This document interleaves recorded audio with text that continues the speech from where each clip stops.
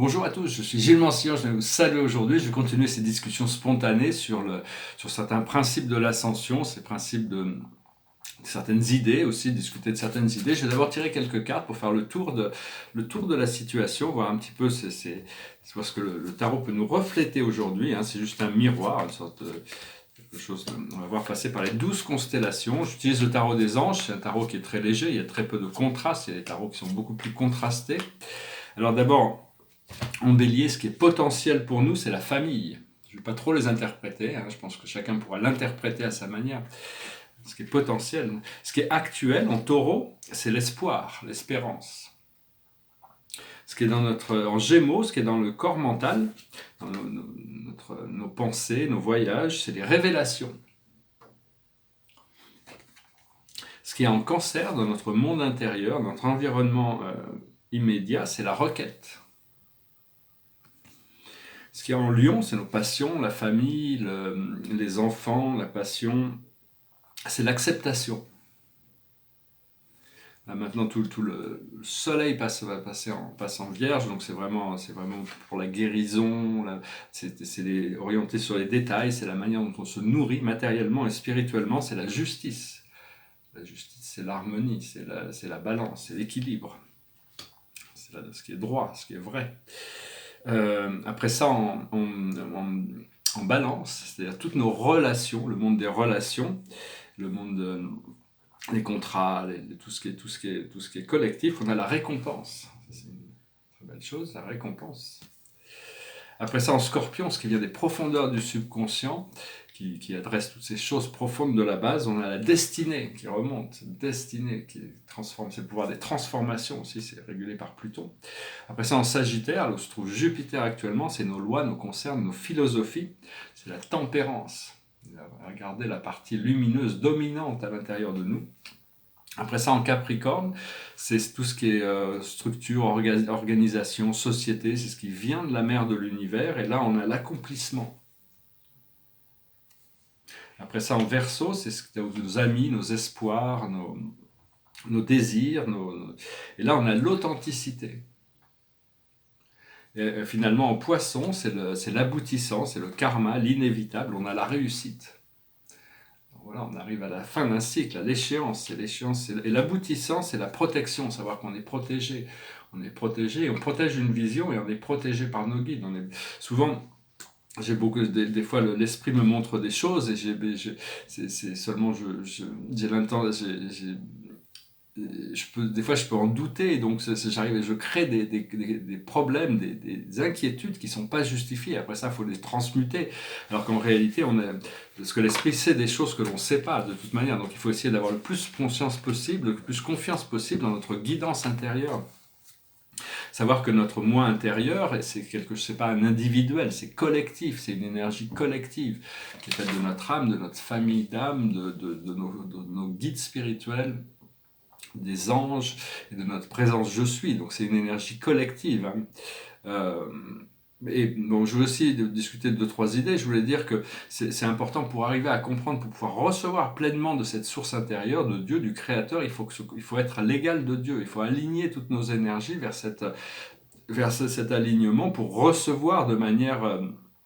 Tant qu'on se met en dessous, qu'on est dans la supplication, on ne peut pas recevoir pleinement. Il faut accepter le fait que nous avons été créés à l'égal de Dieu, même si bon, on peut prendre conscience qu'on n'est pas dans cette absolue perfection telle que Dieu l'est, parce que c'est quelque chose de beaucoup plus merveilleux que tout ce que l'on peut imaginer. Hein. Je voulais parler aussi du monde des idées, parce que l'esprit avec grande sagesse m'expliquait hier qu'il fallait éviter les angles. Et le monde des idées, c'est quelque chose qui avait été traité par un philosophe, que moi je suis très néo-platonicien, qui s'appelle Platon, qui pensait qu'il y a un monde matériel et il y a un monde intelligible. Et Socrate nous démontre que n'importe quelle idée, n'importe quelle croyance peut être étirée, renversée, regardée à l'envers. Et Socrate était très fort pour n'importe quel... Quand on l'approchait avec une croyance, il arrivait à renverser les choses, des pots de banane un peu savoir qu'à l'époque de Platon, tous les philosophes, généralement, ils appartenaient à la classe supérieure, c'était des aristocrates, Et il y avait essentiellement quatre grandes classes sociales en Grèce à l'époque de l'Antiquité. Il y avait les esclaves. Bon, on valait mieux être l'esclave d'un philosophe que l'esclave d'un tyran à l'époque, hein. Mais bon, l'esclave pouvait essayer d'être affranchi, il y avait la possibilité d'être affranchi. Il y avait les artisans, qui étaient les commerçants, les agriculteurs, les médecins, les artistes. Au-dessus, il y avait la classe des guerriers, qui était la classe de ceux qui protégeaient la cité, hein, parce qu'à l'époque, c'était une civilisation relativement civilisée, mais ils étaient entourés de civilisations assez barbares, donc il y avait besoin d'une police, d'une armée forte pour pouvoir protéger la cité, et il y avait l'aristocratie. Et donc la plupart des Grecs qui étaient philosophes étaient ceux qui provenaient de l'aristocratie, et ils ont tous fait des voyages d'initiation en Égypte d'abord. Je vois beaucoup de la sagesse de Platon aussi vient des moines bouddhistes qui étaient venus et qui avaient enseigné ce dharma à la conscience du Bouddha, parce que le Bouddha reconnaissait les choses, les pensées comme des choses réelles. Il arrivait, grâce à l'œil de son esprit, il pouvait voir les pensées, il pouvait voir les causes et les effets des pensées. Les pensées ont des formes, ont des couleurs, ont des directions, ont des causes et des effets. Donc c'est un monde auquel on va s'ouvrir. Et donc, tous les grands philosophes grecs de l'Antiquité devaient passer par un cycle d'initiation. Ils étaient envoyés en Égypte au temple de Hermès Trismégiste, le temple des pyramides, où ils apprenaient de Pythagore, Héraclite, tous ces êtres, Platon. Tout le monde a été passé par là pour apprendre et revenait avec une sagesse qui était la sagesse de l'Égypte. Et donc je vais mettre aussi dans mes playlists un livre qui est assez long, hein, il dure 5 heures, mais c'est important de l'écouter. C'est juste une version, il y en a peut-être d'autres, hein, certainement d'autres, mais enfin je mets une version. Ça s'appelle le Kybalion, c'est la sagesse de Hermès Trismégiste sur les grands principes hermétiques. Je vous conseille d'écouter, hein, de voir un petit peu comment vous pouvez réagir par rapport à ces idées. Beaucoup de gens connaissent déjà ça. Au départ, c'était un livre qui a été une connaissance qui avait été découverte au Moyen-Âge et pendant la Renaissance et au Moyen-Âge, et après qui avait été traduit par Isaac Newton. C'est comme il a dérivé beaucoup de ses théories grâce à la connaissance qu'il a pu obtenir de ce livre, qui s'appelait le Corpus Hermeticum, mais qui est maintenant connu sous le nom du Kybalion. Alors je vais le mettre en dessous sur les playlists si vous avez le temps, vous prenez le temps de l'écouter. Pas forcément tout faire dans la journée, mais bon, le faire progressivement, hein, écouter ces principes hermétiques. Et, et donc voilà, donc les pensées sont des choses réelles, qu'on peut concevoir comme des choses réelles, qui sont intelligibles, mais qui sont invisibles, qui appartiennent au monde au non-être, à l'antimatière. Comme les émotions sont invisibles, mais elles sont réelles, on les expérimente. Donc il y a tout un monde invisible. Et Thoth, le maître de sagesse, qui est la première incarnation de Hermès Trismégiste, hein, il y a Djahouti, Thoth, Djahouti, Hermès. Il est 3 fois grand, 3 fois né. Et il nous explique que pour arriver à se libérer, il faut se déplacer avec certains angles et certaines courbes. Il faut essayer de rester l'esprit comme une courbe. Parce qu'un angle, dès qu'il y a un problème, c'est qu'il y a un angle. Et au plus l'angle est aigu, au plus le problème est grave et au plus on se retrouve coincé. Donc il faut élargir les angles. Il faut regarder les problèmes de manière très générale. Et si possible, ne pas avoir de point de vue sur les choses, ce qui nous permet d'avoir des pensées circulaires. Et donc voilà, hein, je voulais parler de ça. Donc je mets ça dans les... si ça vous intéresse d'écouter le Kybalion. Bon, je vais parler un petit peu des enseignements que Merlin m'a donné, mais enfin c'est un peu trop personnel. Je voulais penser aussi dans une société galactique, je ne sais pas ce que vous en pensez, mais ça serait très difficile à appliquer aujourd'hui, mais ça serait d'imaginer un monde sans publicité. Enfin, dans les publicités, dans les magazines, quand on prend un magazine spécialisé, ça rajoute à la magazine de mode, il y a toutes les compagnies de mode qui mettent leur publicité, ça rajoute à la qualité, ou un magazine d'art, ou un magazine de voitures, tout ce qu'on peut imaginer. Les publicités rajoutent à la qualité du magazine. Mais quand on regarde n'importe quelle émission télévisée, ou même sur Internet, on est bombardé de publicités qui n'ont rien à voir. Et c'est vraiment du bourrage de crâne, c'est de la propagande. La plupart de ces publicités sont mensongères. Mais ça fonctionne. À force de bourrer le crâne des gens, ils finissent par acheter des produits. Et donc, s'imaginer, c'est-à-dire que s'il n'y avait pas de publicité, les petites et les grosses compagnies seraient toutes sur le même pied égal. Ils seraient sur un pied égal et ça serait au mérite. Les produits seraient vendus de bouche à oreille au mérite et ça ferait beaucoup d'économies parce qu'ils dépensent des milliards dans ces campagnes de publicité. Alors, ils pourraient baisser le prix de leurs produits. Quand on achète un parfum, par exemple, 90% de la valeur de ce parfum va à la star, à la célébrité qui fait la publicité pour le parfum. C'est-à-dire que toutes ces ONG qui dépensent des centaines de millions d'euros pour faire la publicité pour leur maladie, non seulement ils mettent du fil de l'huile sur le feu, mais quand on donne à ces organisations, on paye pour la publicité qui continue à générer le problème qui sont supposés, je dis pas tout, il y a beaucoup d'ONG qui sont très très utiles, hein, je suis pas en train de critiquer ça, mais toutes ces publicités sont vraiment, c'est-à-dire que c'est vraiment, ça fonctionne parce que l'humanité est encore vraiment influençable à ce niveau-là, mais un monde sans publicité, ce serait un monde assez calme, et on pourrait dès qu'on a besoin de quelque chose, on le trouve de toute manière. Et enfin, c'était juste une idée. Dans une société galactique, la publicité est interdite. Chacun trouve ce qu'il a besoin quand il en a besoin. Et voilà, donc je voulais parler aussi de l'antimatière. L'antimatière, c'est le monde invisible, c'est quelque chose que on vit dans un univers d'énergie sombre, hein, qui est le point zéro, et de cette énergie sombre sort la matière et l'antimatière. Il y a une matrice de 12 dimensions qui fonctionne en synchronicité. En réalité, au plus les dimensions sont élevées, au plus elles incluent toutes les dimensions inférieures, toutes les dimensions. Et nous, en tant qu'humains, on a deux formes d'antimatière que l'on travaille. C'est-à-dire, c'est pas des émotions, les émotions appartiennent au monde de l'antimatière, mais c'est l'énergie qui est derrière toutes les pensées et toutes les émotions. Et ces deux énergies, il n'y a que deux formes d'antimatière, antimatière positive, antimatière négative. Une, c'est négative, c'est la peur, et l'autre positive, c'est l'amour. C'est-à-dire que toutes les choses sont conditionnées, il faut essayer de se conditionner pour lâcher prise sur cette énergie sous-jacente qui forme les pensées et les émotions, qui sont la peur et l'amour. Donc il faut se concentrer sur cet amour pour pouvoir commencer à créer de beaucoup plus consciemment. Je voulais dire aussi les changements de climat. Ça n'a rien à voir avec la pollution en réalité, et on ne pourra pas l'arrêter parce que c'est un symptôme de l'ascension. C'est parce que le centre de la planète est en train de grossir, est en train de grandir, est en train de chauffer, et donc ça réchauffe. Donc il y a toutes sortes de changements qui vont se passer. Cela dit, ça force l'humanité à voir ses défauts, hein, parce qu'il y a cette massive pollution industrielle, le manque de savoir retraiter les déchets, la déforestation, la pollution des océans. Il est très important et urgent que l'humanité adresse tous ces faits. Et il y a déjà des technologies qui sont en place. Il faut que la volonté politique soit là pour arriver à traiter tous ces déchets. Mais enfin, ça ne va pas arrêter le changement des climats et les transformations. Il y a toujours eu des âges de glace, des âges chauds, des transformations sur la planète. C'est toujours été comme ça. La planète est un être vivant. Donc je vais tirer quelques cartes juste pour voir, parce que la cache peut nous révéler. J'espère que ces idées résonnent avec vous, mais de toute manière, c'est des choses, c'est des formes de vérité, c'est des aspects de la vérité. De toute manière, on peut pas, on peut les accepter dans nos croyances ou on peut les rejeter, mais bon, de toute manière, on essaye le but, c'est de se réveiller. Hein. Moi, je cherche à me réveiller pour réveiller l'humanité. On a besoin de se réveiller collectivement. Et l'esprit me dit que ce qui arrive pour moi est merveilleux. Hein. Le réveil, c'est pour tout le monde. Ce réveil, c'est quelque chose de merveilleux. C'est s'ouvrir à quelque chose qui est beaucoup plus grandiose que tous nos rêves réunis. La plus haute sagesse, c'est la confiance et la foi. Ce que l'on doit comprendre, c'est Atlantide. Atlantide, c'est toutes ces mémoires de cette intégration. On était beaucoup plus conscient quand on vivait Atlantide. C'est aussi peut-être toute cette connaissance qui vient du fond des océans. Ce que l'on doit faire, c'est l'orphelin.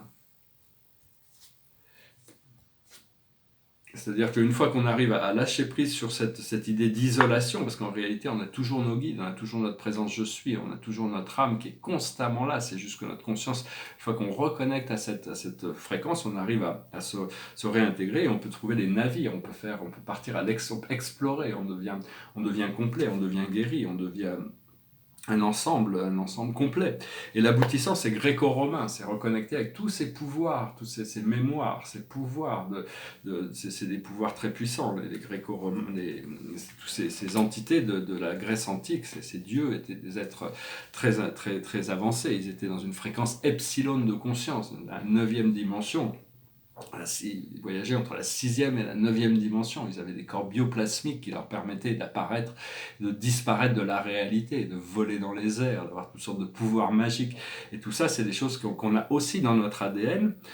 Alors, l'être humain, actuellement, il arrive à synthétiser 5 fréquences de pensée, c'est-à-dire des ondes de pensée, qui va de bêta, quand on est réveillé, on est pleinement réveillé dans les sens, alpha, où on est bien relax à l'intérieur de nous, quand même connecté au monde extérieur, theta, c'est le moment, plus profondément, on doit fermer nos yeux déjà parce qu'on est beaucoup plus déconnecté avec la réalité du monde physique, delta, et gamma.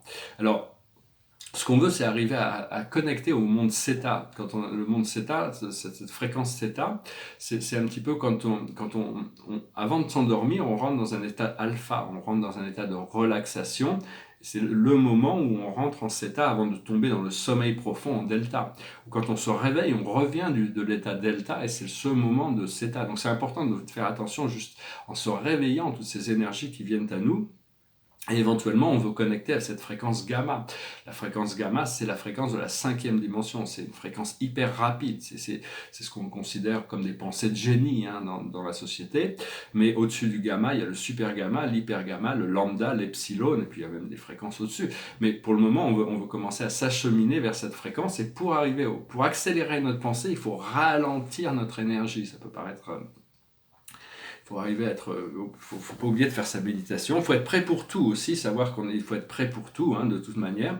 Et c'est un petit peu comme c'est une échelle de toute manière. On est sur cette échelle, on n'a pas le choix. Et c'est une échelle à sens unique. On ne peut que monter.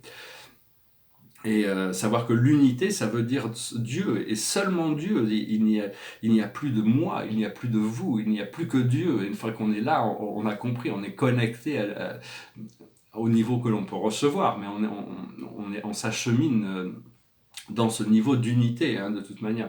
Donc voilà, au niveau de l'humour, je voulais dire d'abord, je parlais d'abord du conseil des 20 et 4, c'est un conseil spirituel qui est fait d'humains qui ont ascensionné, il y a toutes sortes de grandes personnalités à travers l'histoire, il y a certains sièges qui restent ouverts encore, mais ils ont vraiment, il y a eu des conseils des 9, conseils des 20 et 4, des 80, je sais pas comment on l'appelle, mais bon, c'est un conseil qui supervise l'évolution de l'humanité, donc il y a vraiment un nettoyage qui est en train de se faire, et je pense, il y a toutes sortes de nettoyages, et là, il y a toute cette histoire aux États-Unis sur le Epstein, on dit Epstein en anglais, Epstein en américain, donc toute cette histoire, ça révèle toutes sortes de choses, parce que on ne sait pas si c'est en réalité, c'est quelqu'un qui faisait du chantage, qui fait partie des services secrets. On ne sait même pas s'il est vraiment mort. Mais bon, ça risque de révéler toutes sortes de choses. Donc on va voir, on va suivre cette affaire. De toute manière, ça peut faire tomber plein de dominos. Et puis juste sur un ton d'humour, je voulais finir sur un ton d'humour. Quelque chose qui m'a fait rire, quoi. Quand je vois que monsieur le président Trump va acheter le Groenland. Alors, il va acheter le Groenland. Bon, bien sûr, je pensais que la France pourrait peut-être, on est c'est eux qui établissent les lois et que les règles sont faites que les pays peuvent s'acheter. Je pense que la France pourrait pas acheter la Floride ou la Californie ou Hawaï. Et pour $1 symbolique, on pourrait peut-être leur acheter la Floride, ça serait pas mal. Et puis bon, s'ils veulent pas, à ce moment-là, plus de Coca-Cola, plus de Google, plus de Facebook, plus de McDonald's en France, parce qu'on serait vexé qu'ils nous refusent d'acheter la Floride pour $1 symbolique. Enfin bon, c'est assez marrant de voir qu'il y a des gens quand même qui portent dans des trucs qui sont un petit peu, on est vraiment dans une époque un peu étrange, mais enfin, il faut avoir confiance en le procédé. Tout ça va amener à cette libération, de toute manière. Et donc voilà, personnellement, là, je suis appelé, là, je me montrer, là, que je vais peut-être pouvoir prendre des vacances. Je crois que je vais être appelé au Brésil, je pense que je sais pas, on va voir comment ça se passe de toute manière, mais je pense que c'est là-bas où je vais être envoyé. Mon premier voyage va peut-être se faire là-bas. On va voir. Je vais chanter une chanson. Derrière moi, ça c'est le premier tableau sur les intérieurs que j'avais fait. Je commençais toute une série d'intérieurs entre 2005 et 2007. Ça c'est le premier tableau de 2005. C'est mon premier intérieur. Et ici c'est un tableau astronomique sur Sol, Helios et Vesta, Solaris Solara. Et puis il y a plus de 150 planètes avec les grandes grosses planètes avec certaines de leurs lunes. Et c'est une sorte d'agrégation, de congrégation, une célébration de toutes ces énergies qui viennent s'agréger dans ce tableau. Je les aime beaucoup ces tableaux, je les trouve vraiment exceptionnels. Je vais tirer une dernière carte après, puis je vais chanter une chanson là.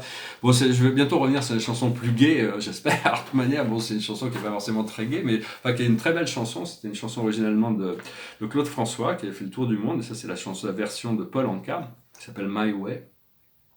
C'est sur le fait, j'ai fait à ma manière. Peut-être c'était pas toujours parfait, mais c'est à ma manière que j'ai fait. Il faut essayer de rester authentique par rapport à soi-même. It goes like this. And now the end is near, and so I face the final curtain. My friend, I'll say it clear, I'll state my case, of which I'm certain. I've lived a life that's full. I've traveled each and every highway and more, much more than this. I did it my way. Regrets, I've had a few, but then again too few to mention. I did what I had to do, and so it's through without exemption. I've planned each charted course, each careful step along the byway, and more, much more than this, I did it my way. Yes, there were times, I'm sure you knew, when I bit off more than I could chew. But through it all, when there was doubt, I hit it up and spit it out. I faced it all, and I stood tall, and did it my way. I've loved, I've laughed and cried, I've had my fill, my share of losing, and now, as tears subside, I find it all so amusing to think I did all that, and may I say, not in a shy way, oh no, not me, I did it my way. For what is a man, what has he got, if not himself, then he has not to say the things he truly feels, and not the words of one who kneels. The record shows I took the blows and did it my way. The record shows I took the blows and did it my way. Voilà, je vous remercie d'être resté jusqu'à la fin, de continuer à suivre ces vidéos. Je vous remercie d'aimer, de partager, de souscrire, de commenter. Et donc voilà, il y a des voyages qui se préparent, j'espère bientôt, on va voir comment les choses s'organisent. De toute manière, je suis un petit peu soumis à ma présence, de toute manière, je suis soumis à la vie, je suis soumis à mon moi supérieur, donc je dois avoir confiance, rester en dehors des angles, en dehors des problèmes pour pouvoir arrondir toute mon expérience physique, et c'est ce que l'on doit tous faire, arriver à arrondir notre expérience, trouver cette complétion. Et la carte de la journée, c'est le 7 de Michael. Il y a une meilleure façon de faire. Faire cavalier seul n'est pas la meilleure solution. Ne négligez pas les détails. Donc on continue à demander l'aide du monde spirituel. On continue à demander d'être sur cette voie, de choisir la voie lumineuse, pas s'engager dans la forêt qui est sombre. Et essayer de rester bien conscient des détails. De toute manière, il y a toutes sortes de détails qui sont importants. Donc on continue à travailler là-dessus, sans jugement sur nous-mêmes le plus possible, et demander le plus possible de l'assistance. Des fois, je demande de l'assistance, si ça vient pas, c'est peut-être qu'il faut que j'ai des choses à faire par moi-même. Des fois, pendant très longtemps, mes guides étaient constamment présents avec moi, je sentais leur présence. Et là, maintenant, j'ai l'impression qu'ils me laissent un petit peu débrouiller, parce que j'ai besoin d'arriver à certaines réalisations, certainement. Mais enfin je sens quand même que je suis protégé, je suis aimé, et je suis guidé surtout. De toute manière, on est tous guidés. Au plus on arrive à prendre conscience de notre système de guidance, notre moi intérieur, la voie du cœur, il faut suivre cette voie du cœur le plus courageusement possible. Je vous souhaite une excellente journée, je vous remercie pour tout. Namasté.